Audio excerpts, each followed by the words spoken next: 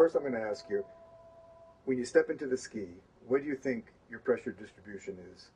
Tip, middle, and tail. Probably about even, maybe more in the middle, but pretty spread out. Okay, most people would say that because you got the wide tip and tail, and the tip, of course, is the most important thing in initiating a turn. That's what most people think. So what we have here is 3 digital scales. They're all identical, and they're all at the same height. And what we're going to do is put this ski down on the 3 digital scales. So the boot center is right on the middle scale, front scale is right under the tip, and this scale is right under the tail. I'm going to 0 the scales, turn them on. Okay, 0, 0, 0. Okay, come on in and I'll balance you. Be nice and centered. Yep. Okay, and let's take a look at what we got. We got 2.5 pounds, a little over 100, and we got about 16 pounds in the back. Now, it gets more interesting. I want you to just lean back the slightest bit, just the slightest bit. Tell me what you see. 0.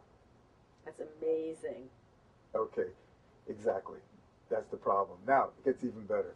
What I want you to do now is just rock slightly, just slightly back and forth, and you see what's going on. It's incredible. All right, so it's going from about 6 pounds to 0, 6 pounds to 0.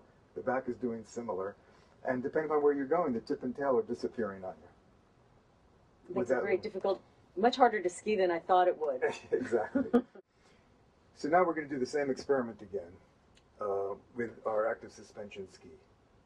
And this has got a high compliance suspension, so it's actually a spring-loaded tip and tail that's maintaining constant pressure. Now the question is, when I asked you before, what did you think the distribution is?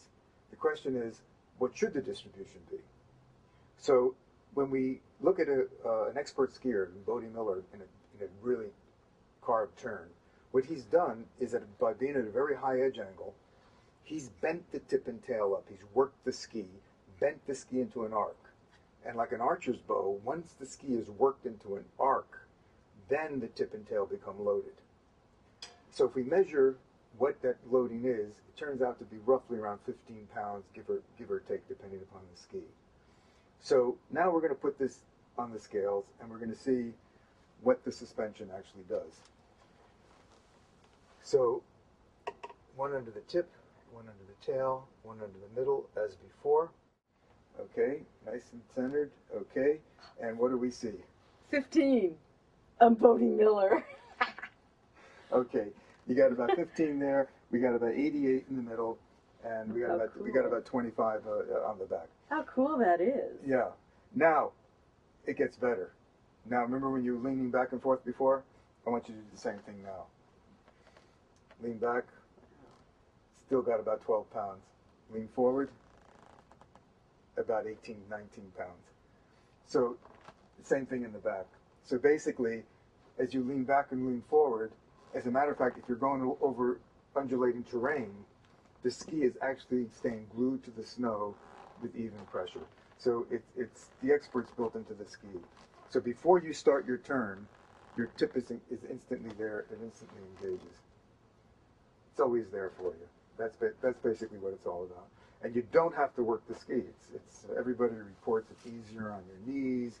You're not working it. You're just really staying balanced and telling the ski what you want it to do, and the ski takes you for a ride. It's great. It gives you a whole bunch of freedom to move back and forth. You have, you know what we say when we talk about the sweet spot? Yeah. We say no spot, all sweet.